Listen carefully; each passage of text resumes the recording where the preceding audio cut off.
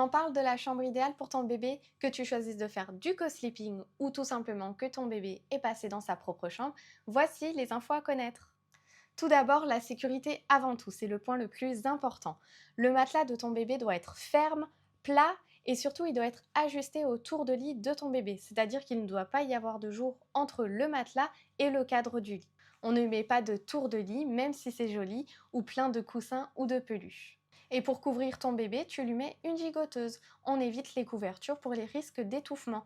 Si ton bébé commence à bouger, tu peux acheter une gigoteuse à jambes séparées. Comme ça, il pourra se déplacer sans trébucher dans sa gigoteuse. Pour la température, elle est idéale entre 18 et 20 degrés. Même si ça peut paraître frais, c'est la température idéale pour le sommeil de ton bébé. Et le dernier point pour un sommeil en toute sécurité, c'est l'air de la pièce. D'abord, on aère une fois par jour minimum pendant 10 minutes. Et l'air doit surtout être humide, plus que sec. On préconise entre 40 et 50% d'humidité dans la pièce.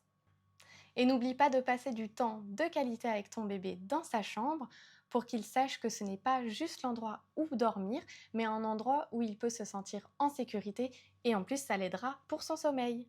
Voilà, c'était mon info du jour. À demain!